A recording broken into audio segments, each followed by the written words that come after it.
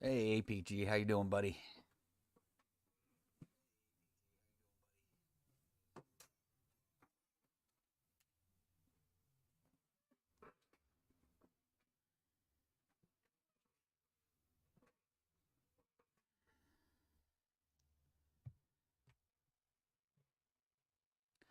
I think we may do some suspension talk tonight. I've had a couple people ask me about suspension. Not one of my best topics, but I'll do my best.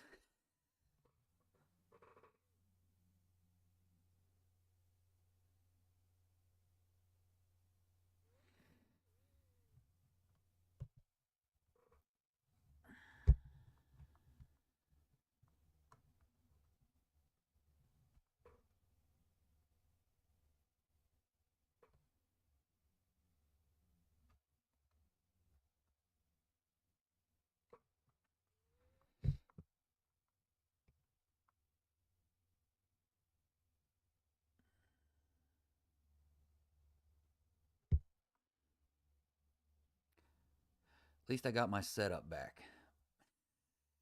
Had to have my son help me out. I'm not super technically challenged, but sometimes I'm a little technically challenged.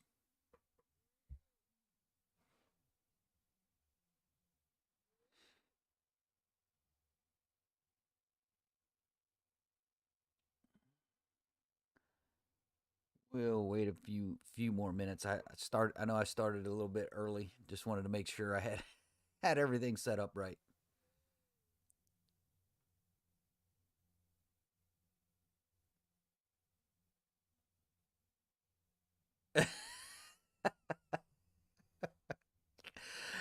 That was actually that was another question I was going to pose to the chat once we get started. Uh, I'm going to wait until people get on, and I'll do it later on in the chat. So make sure we get a fair number of people on. I got a thought of what I want where I want to go and what I want to do next, but I want to know what you folks want to see. It's about this is about you folks, not me. But Trey, yeah, yeah. Actually, I've slowed down a little bit. It's the nitrous was the first thing in quite a while that I changed out. Other than swapping the broken BMR stuff for the AAD upper low upper trailing arm and controlling arms. Um, Other than that, I haven't done a whole lot. I've slowed down a little bit. But there is more coming. You guys know there's more coming. So we got the HP90 that's coming.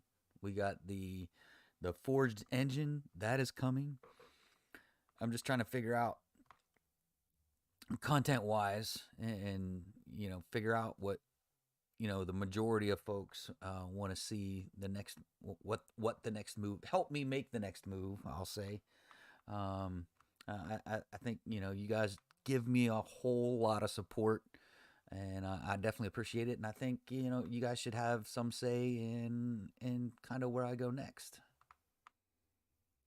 Though Mac will tell you, Don, you're just going to do what you want to do anyway, so just go do it. Just go do it. Yeah, I upset him so by not doing things that he suggests. But I did do the nitrous, which he talked me into. There's a couple other things he wants me to do. I'm getting there. I'm getting there. So we got a lot of different things we want to do. It's just we got to save up for some of these things that we want to do. But she is Shake and Bake is getting some maintenance done. I don't know about tomorrow night. Maybe Friday might be racing. Sometime this week, maybe early next week, we're doing some preventive maintenance. I got to put on a new belt. We got new plugs coming in. We're gonna get our oil change and give her a little attention other than throwing more power at her, throwing more power at her.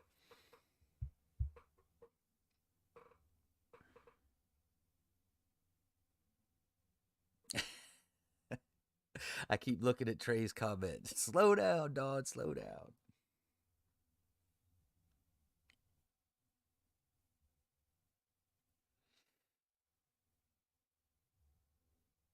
Yeah, the shakers they're a little bit more rare than I thought.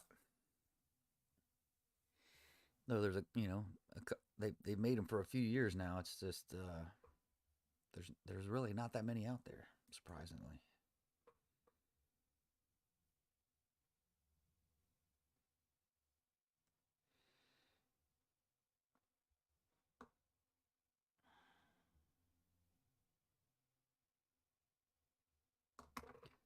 Well, I'm gonna go ahead and run this video in the background.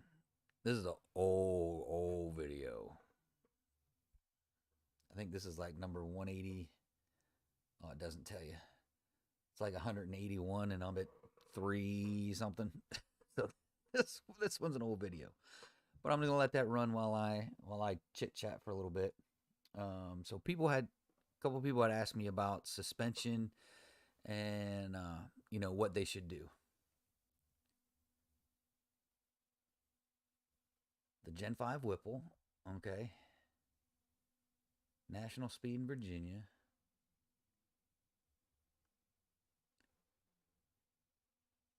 They used HP tuner. Now you have an error with air, fuel, and gearing. Are you getting any codes? If you're getting any codes, throw those codes up there. And do you have a AFR gauge, or are you just going by the codes that are telling you that it's either running lean or running rich?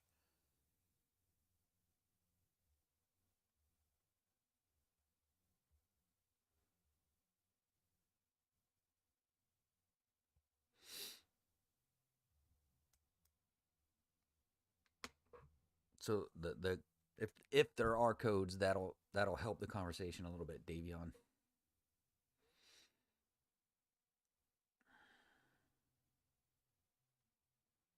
Now again, I'm I'm not a mechanic, I'm not an engine builder, and I'm definitely not a tuner. Um, but I can kind of give you my advice. Yeah, see how old this is? I put the I got the draggy down in the corner instead of being the main screen.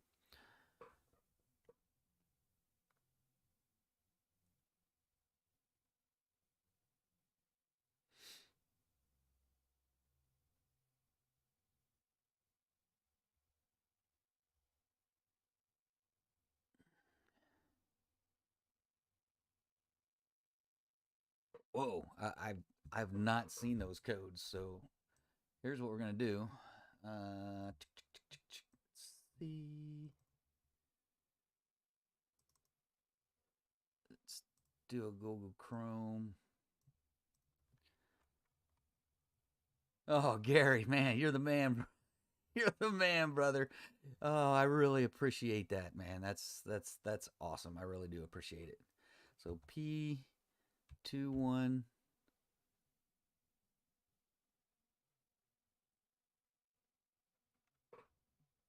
I'm guessing that's 98.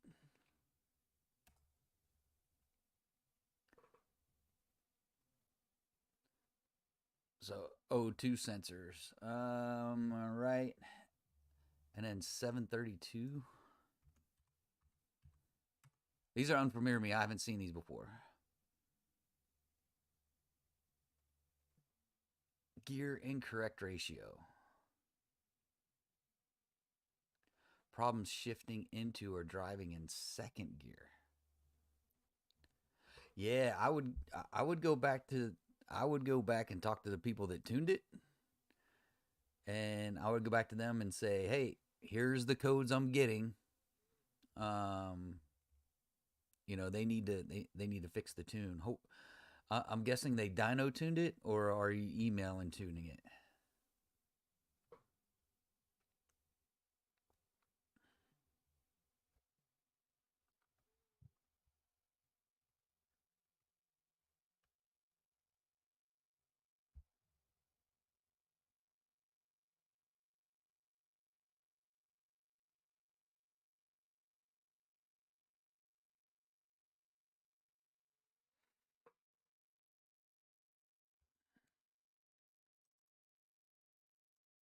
Let's look at that other one. P1D93. Incorrect gear ratio, clutch 5 defective. Hmm. Yeah, I would definitely go back to them and say, "Hey, you gave me the car back. Here's the codes I'm getting. Uh, they need to they need to fix it."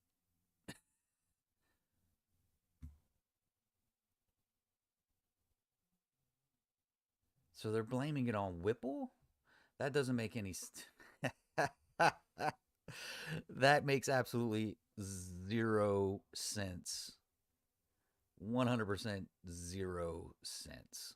And this is the problem with uh, so back when I did the builder video and the tuner video and picking a tuner and picking a builder, this is one of those things where they point fingers. Yeah, giving. Yeah, me personally. Now I'm not. Uh, Again, I'm not a tuner. I'm not a mechanic. But in my opinion, it sounds like you're getting the runner. If you're getting codes from when they tuned your car, excuse me, they are giving you the runaround. No, no doubt about it. I've never heard anything from National Speed. Um, it I hate to say it, I've done this too. I bounced around tuners. I bounced around a little bit until I got to J. Got to J. Loved J. Had J for a long time. Email tuning, and then I just got to the point where in my opinion, I thought it was time to go to a dyno tune and get it dyno tune, and that's when I moved to Dave. Um, Man, that's I hate to hear these stories because people hit me on Instagram with stories, and that's why I did. That's why I did the builder video and the tuner video. Is I get people with these stories that it's always this. It's not this guy. It's that guy or that guy. It's not this guy, right? You talk to your builder, and nope, it's a tuning thing. And then you talk to the tuner, and nope, it's a mechanical thing. And it's like, uh, and Davion, and you're in a real bind because it sounds like your tuner and your builder are the same people. Um, and that does happen a lot, right? So HHP, great folks, love them to death. I, every time I order something, boom, it's on the way. Like the plugs, boom, next day they're on their way. But they do everything in house, the tuning and the building, all in house. Um, and when it's all in house, and they're pointing the finger at a piece of equipment that I'm I'm guessing they added it and put it onto your car, and now they're blaming it on the Whipple. That's just nonsense to me. Uh, the only other thing I can tell you to do is I'm not sure where National Speed is located, but if you're close to Fredericksburg, Stafford, Virginia, I would hit up Dave and talk to Dave, see if he'll possibly do a log, and send him a log and see if you can log it. I'm I'm guessing that you didn't buy the MVP2. Um, and if you didn't, that makes it even more difficult. Um, yeah, that's man. I yeah. If you could, if you're close to Dave, I would just you're just gonna. I hate to say, you're just gonna have to to to buck up and switch to another tuner. Whether you go with someone email tuning, or like I said, if you can go to Dave, I would go to Dave. Again, he's busy, super busy. He is kind of slow to get back to people, but he does get back to people. But Davion, man, yeah, I hate to say it. So that's the little. There you go. Watch the other screen real quick.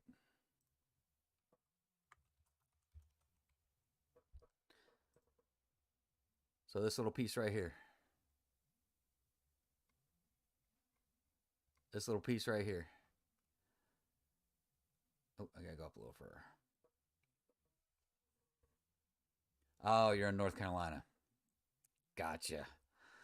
Um, yeah, I mean, if you don't have this to be able to do a log, that makes it that makes it even tougher. Um, because this is like Diablo's like the T2 that I use, but it's all touchscreen. This plugs into your ODB2, and then through Bluetooth it goes to a laptop, and you can do your logs and change tunes and all that stuff. Um, so if you're asking the question, I'm guessing you probably didn't buy this, because they're not necessarily cheap. It is 600 and some dollars, I believe, um, to get it. Oh man, ugh, ugh. Yeah. Unfortunately, man, there's if they're just giving you the runaround, there's I don't know if you have any legal recourse. Um, you would have to talk to a lawyer, a lawyer about that. Um, but I'm like I said, I'm guessing they put the Whipple on, and uh, I'm guessing you did upgraded injectors and upgraded fuel pump and all of those things. Hopefully, uh, if they did the work, they told you probably need some of that stuff. Um, ah, I wish I had a better solution, better solution for you. Unfortunately, it's you're gonna have to look at another tuner. Unless you want to go the legal route and talk to a lawyer and get a lawyer involved, or threaten them with, "Hey, you don't fix my car. I brought you a working car. You worked on it. It's not working now. I'm getting codes. Fix it, or I'm gonna go to a lawyer and force you to fix it." That's the only other that's the only other thing I can think of off the top of my head would be threaten them with a lawsuit. Um, I don't know how far that'd go either, but it is worth a try.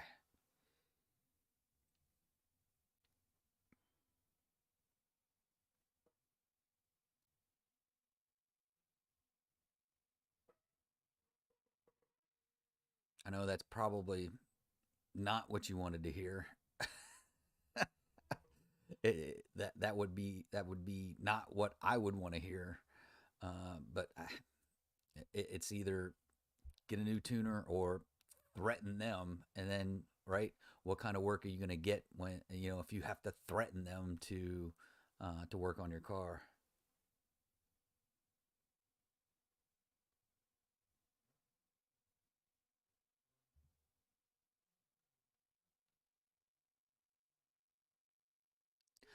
Yeah,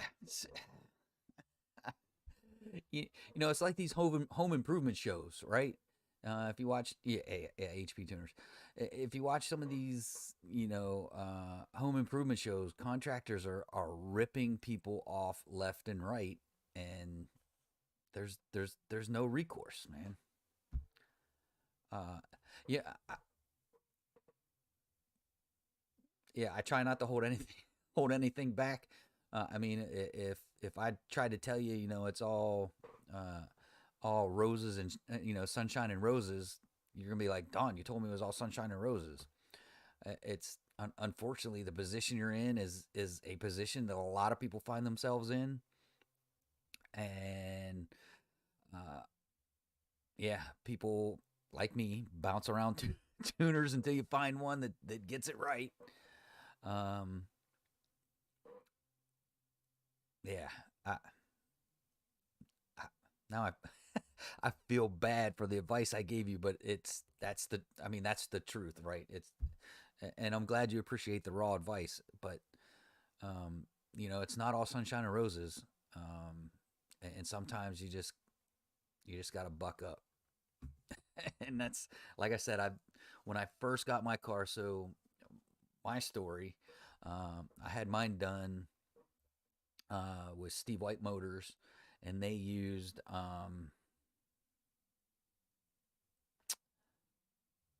A2 Speed to do the tuning. So Steve White did all the work, and it was just long tube headers, the cam,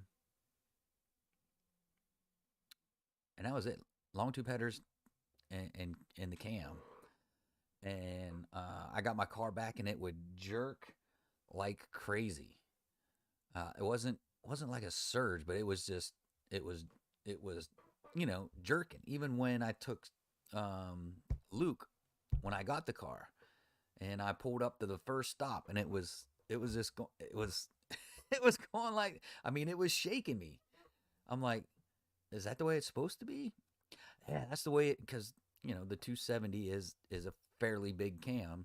He's like, oh, that's the way big cams do in these cars. I'm like, I took it for what it was because I didn't at that time. I didn't know any better. Uh, Came back, did some research, or actually took the car. I took the car, drove it home, and it kept doing that uh, bucking. You can, I guess, it's not really surging because the RPMs weren't going up, but it was just bucking. I guess is maybe the right term. I don't know. I kept doing it, so I finally took it back down to A2 speed, and I'm like, hey, you guys need to fix this. And paid for a rent a car. So drove all the way back down there from Maryland to Southern Virginia. Um, Dropped the car off, got a rent a car, had the rent a car for about a week and a half. And finally, I was like, look, man, are you guys done with my car? I cannot afford to, to keep this rental car. And they're like, no, we're not quite done. I'm like, all right, look, I am coming down Thursday.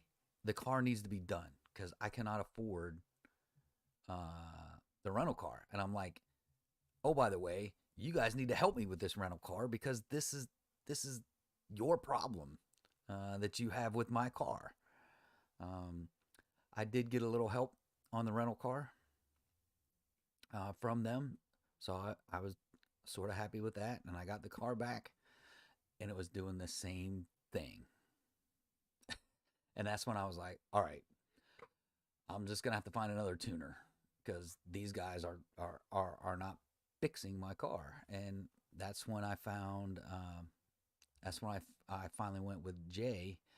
Did a bunch of research, talked to a bunch of people, talked to some friends that use Jay, Incredible Hemi, RT Life, um, and that's when they were all on good terms. Um, and they were like, "Yeah, we use Jay. Jay's great. He's awesome. Great customer service, the whole 9 yards." So I went with Jay. He got the car running and running like it should, not only at the racetrack but daily drivability. That's what was hindering me. I mean, excuse me, at the track the car would run fine, but daily driving it was terrible. It kept that, every time you come up to a stop, it'd be jerking.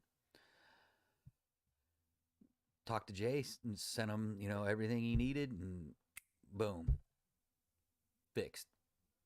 Literally within a couple revisions, he had it driving great. And then I stuck with Jay for, oh gosh, what, 2 years or so, 2 or 3 years before I finally went with the Pro Charger. And then I just figured it was time. All right, it's time. I need to get a dyno tune. I know that's totally off topic, but Davion, you're not the only one I'm just letting you know you are not the only one that's had this problem. A lot of people have had this problem.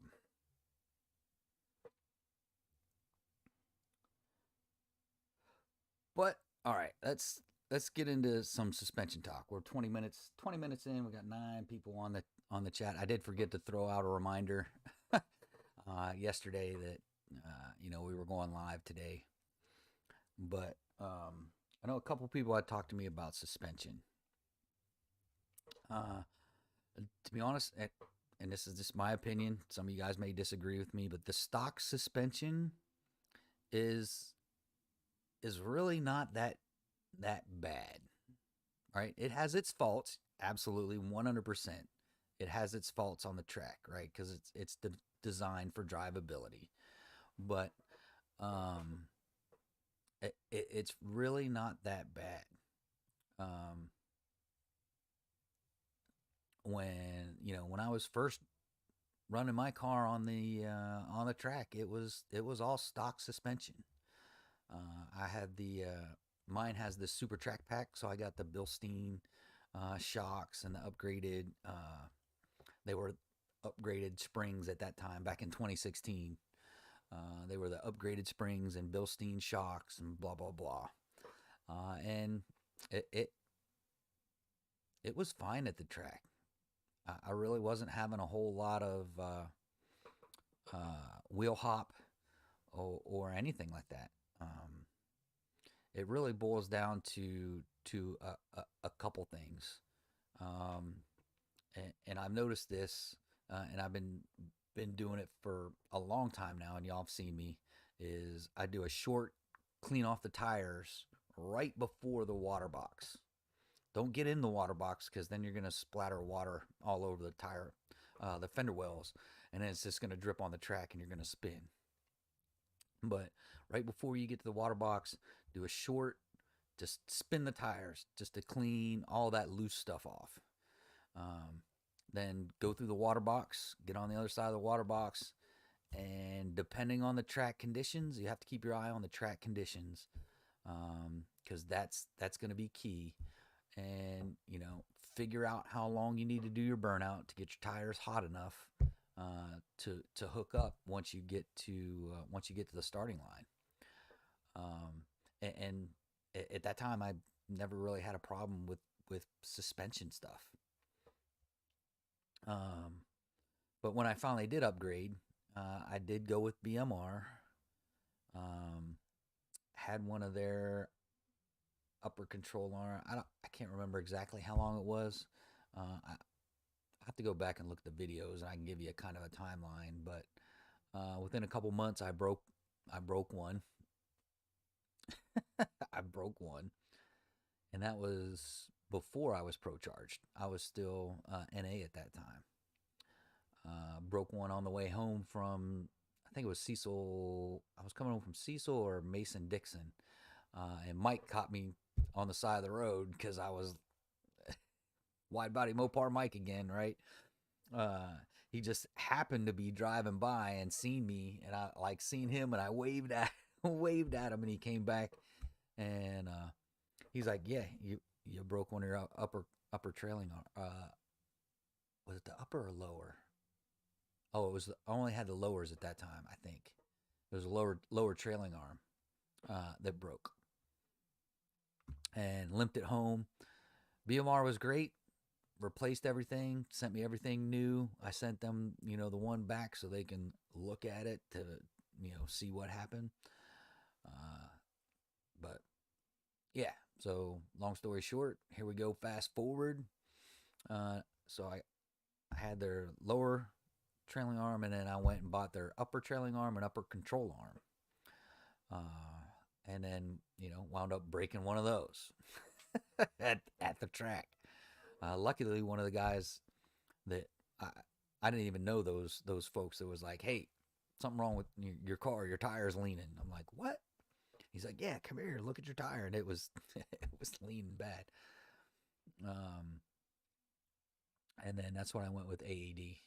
So if you are looking at getting suspension parts, I don't recommend BMR. I would recommend AAD for sure.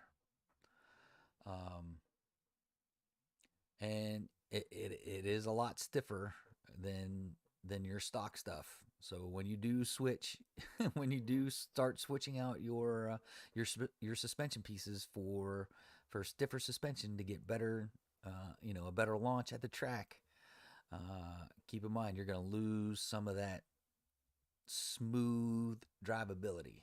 It's going to be a little bit stiffer, a little bit rougher ride. Just be prepared for that. Um, so people have been talking about the the 1320 package. I have 1320 rear springs. My front springs are stock.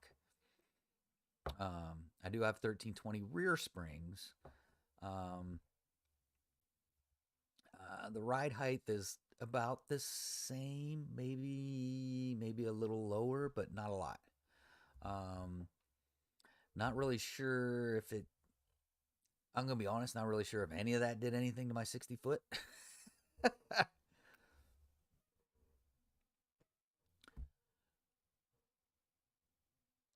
Hey, what's going on, Frostbite brother? What's happening? AAD is they are adjustable, so they do have shims that come with them. So they're not like AAD on the car where you can adjust them on the car, uh, but they are adjustable with the shims that they provide for you.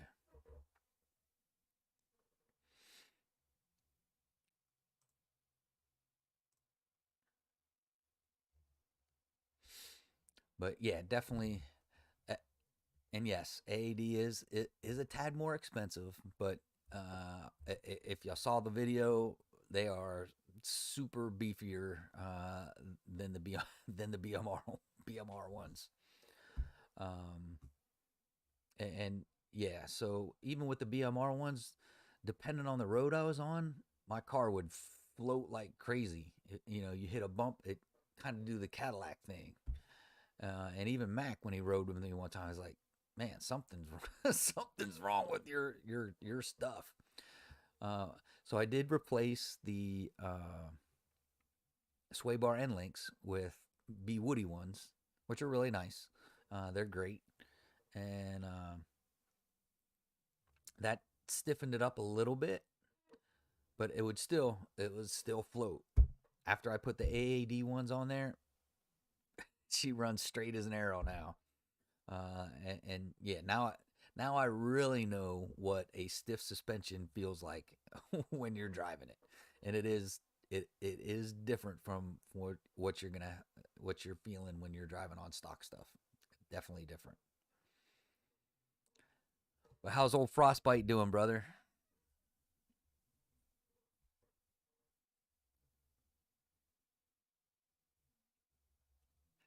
I seen your comment that you're missing your nitrous shots now.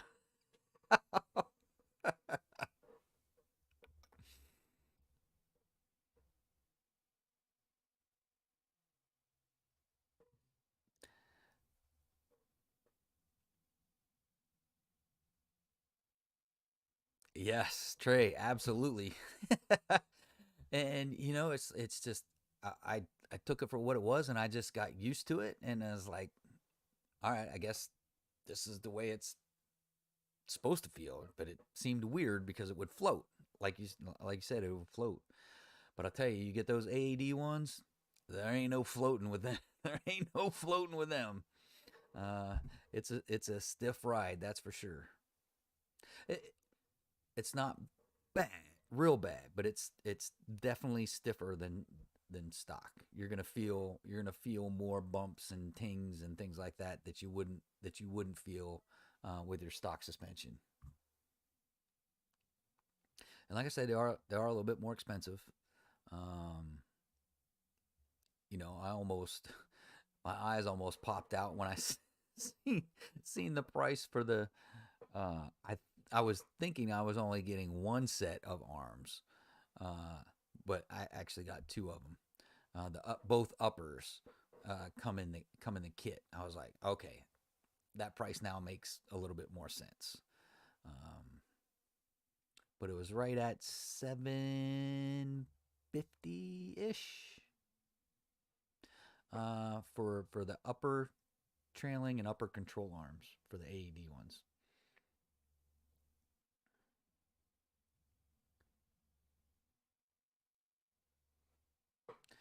Yeah, that heat is crazy. That's why I didn't go to the track last Friday or Saturday. It was like mid 90s, and then lo and behold, Sunday we're mid to high 70s, and the humidity was great, and the grains was great.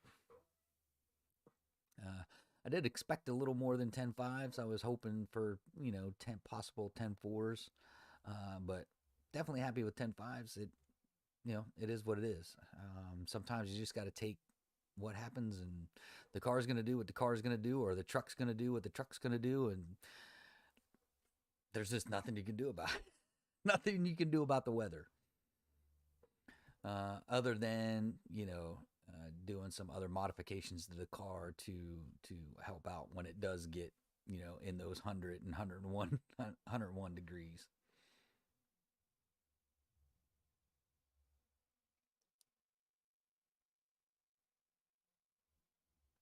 Oh, sweet. An- another build. That's awesome, brother. That's a good deal. Yeah, I got mine. Mine's just sitting in Mike's shop, just waiting for me to pull the trigger. Which again, I think I talked about it the first video, maybe. Yeah, the forged engine. I'm gonna wait. I'm gonna wait and see how much this stock bottom end. See how much more we can shove through there. Um, so now we got a few more people. Here's the question. Here's my question to all of you. And what do you want to see? So option one is I keep everything the way it is. Keep the HP 70 in there, and we wait till fall, and we throw the nitrous back in, and we try and run a 9 with the HP 70. That's option one. Option two is uh, as as as old Frostbite brings up, it's freaking hot. It's midsummer now. We're in June, going into July, so it's gonna be hot. It's gonna be real hot. So do we, instead of waiting for fall, run the 70 to possibly run a 9? I'm pretty sure we can, in the right conditions, we can get a 9 with the HP 70. Maybe one, maybe two. I don't know if we'll get more than that. But um, option two is we swap out the 70 now while it's hot, and do a couple trial runs in the heat with the 90, and see and get at least somewhat of a comparison of a HP 70 with a high stall torque converter versus a HP 90 with a stock red eye converter. So those are the two options. You know what? I may put it out there on the community tab too. I'll put a poll up there on the community tab with those two options to see what people want to see, and then we'll kind of make a decision from there on where we want to go. So keep the keep the HP set, keep the setup we got right now. Run it till fall, get the good weather, put the nitrous back in, and try and run a 9 with the HP 70. Or instead of keeping the HP 70, we swap out the 70 now and go to the 90 and go to town the rest of summer and wait for fall, and almost there's no doubt I can get a 9 with the 90 in there.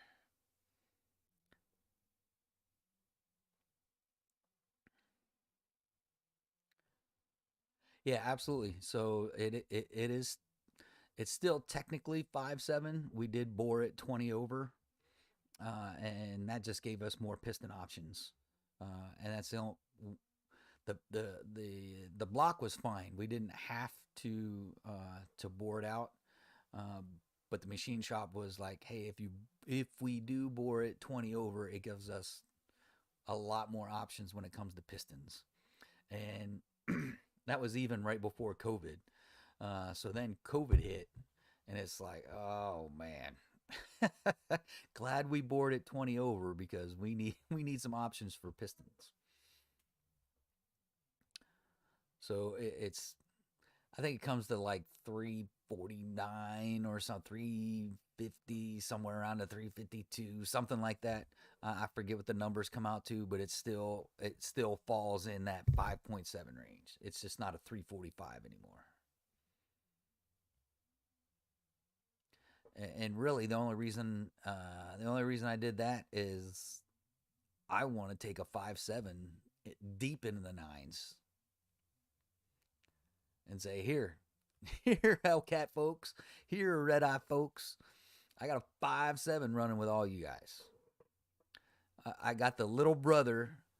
I got the little brother beating up on Big Brother.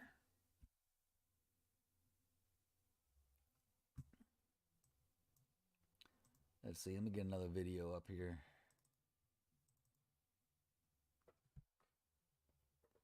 But oh, we lost a lot of people. I don't know what happened. Cause I'm rambling, and I didn't put out a reminder.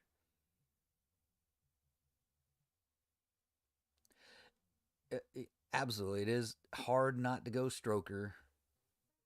Um, but if I was to go stroker, it would be in that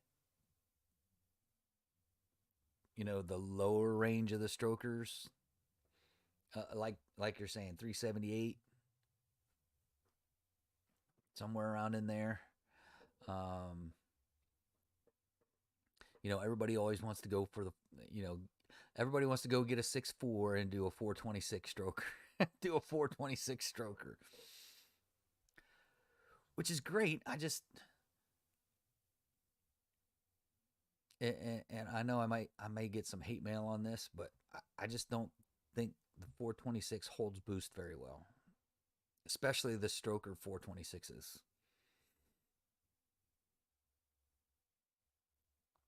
All right, kid, tuning in from the West Coast. Awesome, awesome. You know what? I may even push this to 9 o'clock just to APG's on option two. He wants to see what the 90 can do. Yeah, I may. I don't know. I'll take another poll. When I put the poll out, everyone said 8 o'clock, and that's why I went with the 8 o'clock start. I know that's a little early for you West Coast folks. That puts you guys at like 5 o'clock, and you're probably either just getting off of work or just getting home from work around that 5 o'clock time frame.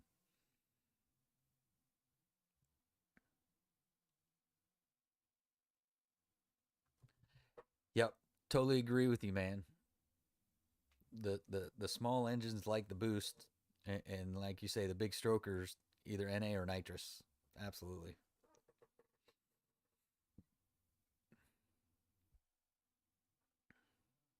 But yeah, APG. I'm gonna put those. Like I said, I'm gonna put those options out on the community tab and see what folks see what the consensus is on what folks want to see, and then I'll kind of make a decision on which route I'm gonna go.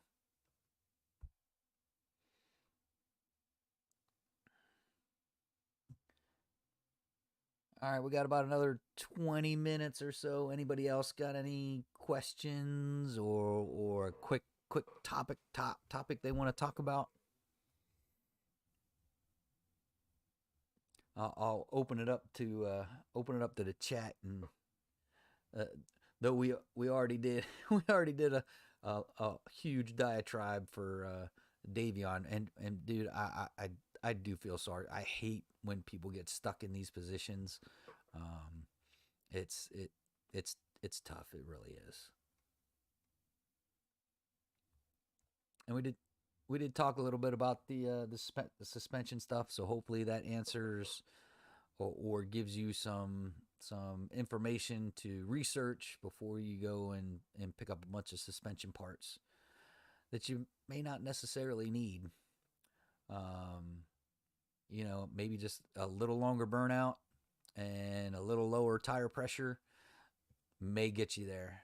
So for example, there was a guy with a red eye was at the track with me at Mason Dixon, and he spun off the line and he still ran like a 10-0, 10-1, something like that, at like 142. And I just I said I'm no expert, but here's something to try that may get you to hook up. And I told him, I said, just drop out. He was at 17 pounds, I think, in the rear. I said, just drop half a pound, do a little bit longer burnout, heat your tires up just a little bit more than you normally would, and try that. And that next round, he ran a mid 9. He hooked up and ran a mid 9.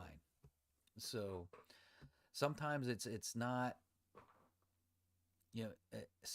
some things you don't have to spend a whole bunch of money to make happen. Sometimes it's just a little bit of thought, a little bit of restraint, and hey, let's drop a half pound, a pound tire pressure. So I usually start in the 19-ish range. Sometimes I'll start if it's kind of warm out. I may start at 20 just to see if it'll hold. Hey Chuck, how you doing, buddy? Um, just to see if it hold, and if 20 doesn't hold, I'd go roughly either a half or a full pound, depending on how bad I spun. If it's a real bad spin, I'd drop it down to 19. If it's I just got a little jiggle, a little hop, I may just drop it to 19 and a half and do a little longer burnout, and that has always seemed to work for me. Eventually, you may have to do that. All right, all right, awesome, Chuck, awesome. Sometimes it may take you 2 or 3 runs to figure out what tire pressure you need to be at, and how long of a burnout you need to do. And I know that's a precious 3 runs that you wasted trying to figure out the track conditions to get your car to hook up. But sometimes that's just what you got to do. So it's not necessarily the the $700-800 worth of suspension parts. Sometimes it's just as simple as lower the tire pressure and do a little longer burnout, and you can save yourself some money and maybe start somewhere else. Now, I'm not saying that the suspension parts aren't going to help. They will. They will. They'll stiffen everything up for you.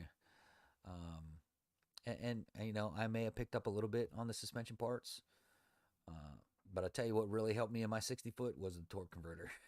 That torque converter helped a lot.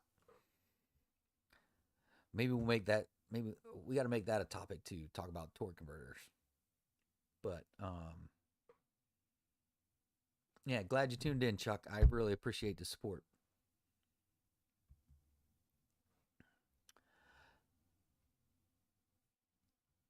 All right, I'll throw it out there again. Anyone else got a topic? Anything they want to talk about? They want to discuss, or they want my opinion or my view on?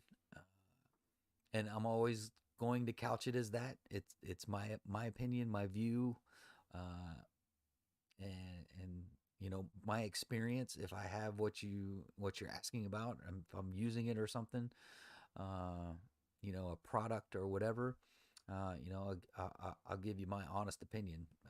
I have no sponsors. No one gives me anything. I buy everything for Shake and Bake, and um, yeah. So I don't necessarily have a brand loyalty to really anybody, which is nice because I can give you that true and honest opinion, um, without getting hit from a sponsor.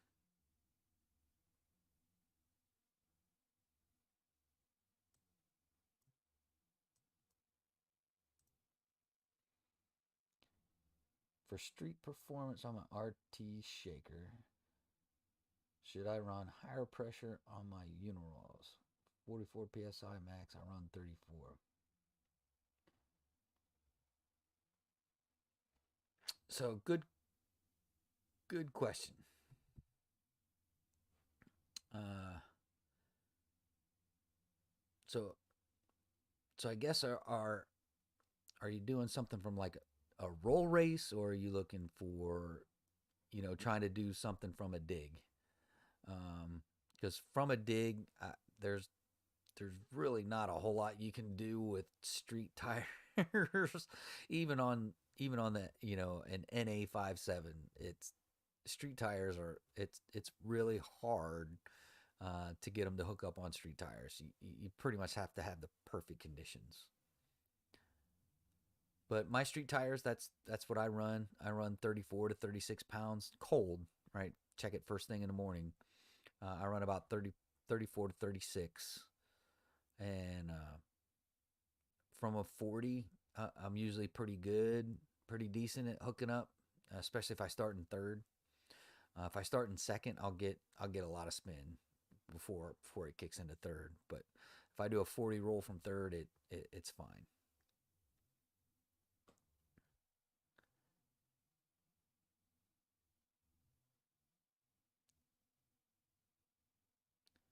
I'm considering a build for the Challenger I don't see often for obvious reasons. The Nittos I had, yeah, that's the thing with the Nittos, and I'm guessing you probably had the Tri Fives or the Tri Five Rs.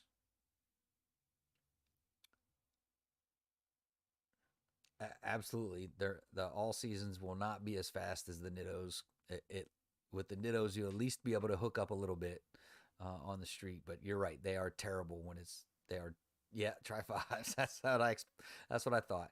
Yeah, they are terrible on wet roads. I had a set of Tri Fives, and they were great as long as it was dry. But if there was a drop of water on the road, they were terrible. Um, like I said, all seasons you're not going to get the same hook as you would as the Nittos, but they're a lot better in the rain.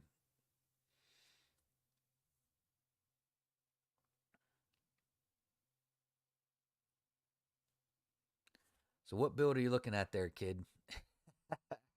You got me. You piqued my interest a little bit.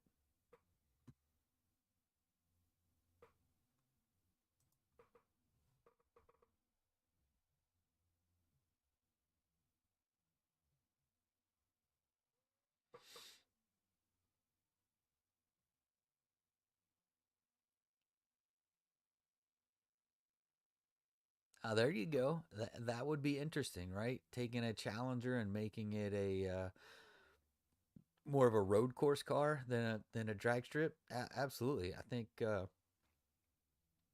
actually think that'd be an uh, interesting setup to see what you have to do to get these big, heavy, chunky, body rolling cars to take those mountain runs like some of these more nimble cars, like a Mustang or a Camaro, or some of the even the what is it, the Fiat uh, Abarth, the Mazda Miata.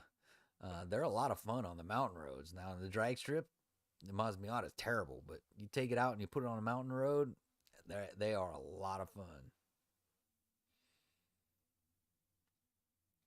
And the Supras, yeah, yeah, uh, they'll do good in the mountains too. And some of them, some of those guys got the new Supras, the most recent ones. What are they? Um, Fives or sixes or whatever they are, the new ones. There's some fast ones. Oh, excuse me. There's definitely some fast ones out there at the track. Let's get one more video running.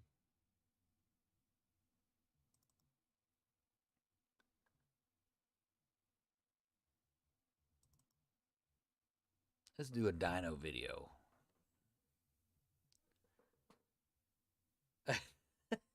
they do. They do kind of look like a clown car.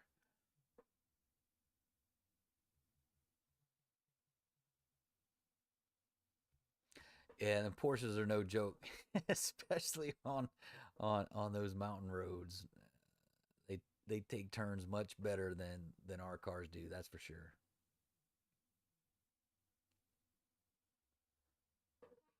So the latest numbers, kind of the fastest we've been with the nitrous was a 10.4, and that was it. That was at MIR, and that was medium-ish weather. It wasn't bad, but it wasn't good. Um, I did try it a couple times. The next week at MIR, um, wasn't getting the times either. They were mid tens, uh, and then I just like, all right, I'm tired of this is not normally me. I'm like, I don't want to beat on the car that much more with the nitrous until I know we can get a nine. And with where we're at now, it's not going to run a nine until it's back in that perfect weather when I ran 10.3s before the nitrous. So that's why I haven't been running the nitrous, and probably won't run nitrous until the fall. Shaking and baking with the arm flex, love it. Thanks, Jocko. I appreciate it. Appreciate you tuning in.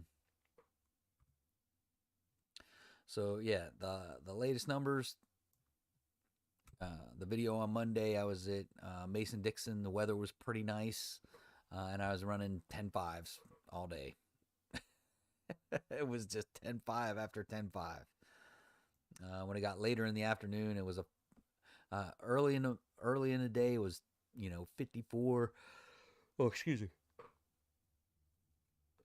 I was running 54s, 55s, and then got later in the day. I ran a 59, and that was all on boost only, no nitrous.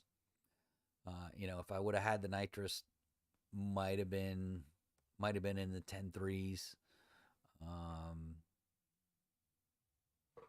Possibly a two. It could have been. You know, if I'd have got that perfect run, and it could have been maybe a 10. I could have possibly got a personal best. If I would have dropped 3/10 like I did at MIR, that would have been a 10. 10.24.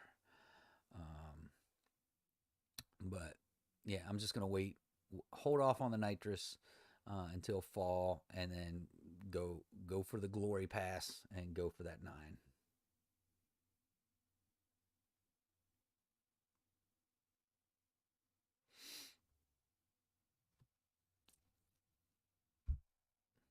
But yeah, that's kind of the plan.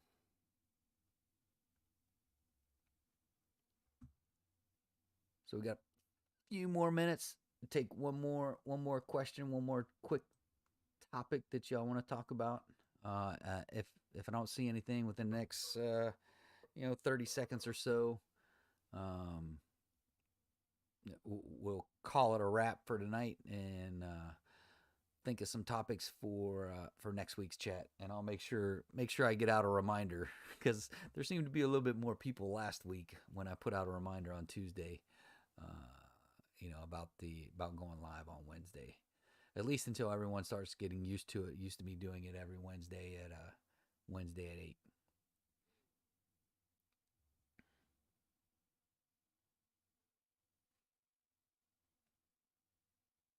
Yes, sir, buddy. Hope to see you soon too.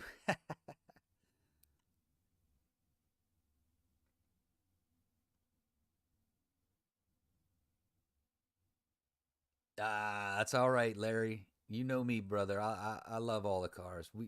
We do. You know the deal. We talk smack about Mustangs and Camaros, but they're great cars as well, man. Oh, and the SSs. Hint, hint, hint. Oh, thanks, Chuck. I appreciate it, man. Definitely appreciate you folks putting the word out and uh, getting people into the channel, getting people into the chat and stuff. I definitely appreciate it. Yeah, Larry, you know me, man. Our whole crew will definitely talk smack about Chevys and Fords, but uh, at the end of the day, we're all car guys.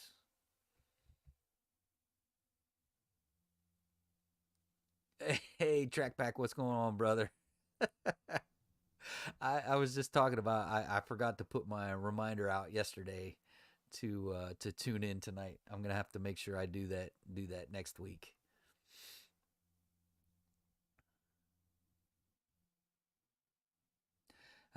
How's that weather up there in Canada?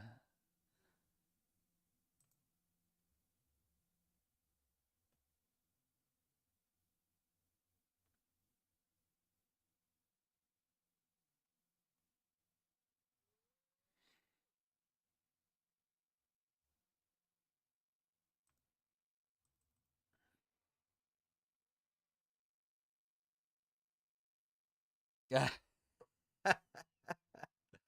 yeah, we've been getting a little bit of rain down here too. Um, yeah, rain, man. Can't race when it's raining, that's for sure. Can't do a lot. Can't do a lot of stuff when it's raining out. But and I know I got a lot of 5.7 guys on here, so make sure you check out Trackback RT Trackback RT, his channel. He's got a lot of great stuff on there. And Mopar Motorsports, he has a lot of stuff on his channel. He's done. So if you're looking to build a 5.7, there's two other great channels that are doing good things with the 5.7. Especially if you're looking to a stick car, hit up that Trackpack RT channel.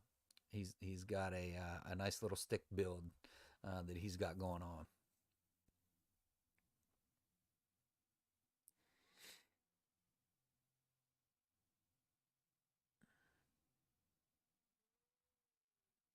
And then back to Mopar Motorsports, he's got a Ram. So if you got a Ram, you can check him out. And like I said, a 5.7 is a 5.7, whether it's in a Ram or it's in a Challenger or it's in a Charger. A five, basically, there's some minor differences, but for the most part, the modifications are the same. Um, so check out both of those channels. They got a lot of good information, a lot of good information that they put out. And I think TrackPack does a lot better at install videos than I do. than I do. He gets into the nitty gritty of these installs and gives you the little tidbits here and tidbits there on making things easier for you. So if you're definitely modifying a 5.7, check him out. But we're right at the hour mark. I'm gonna call this one a wrap, and I appreciate everyone chiming in.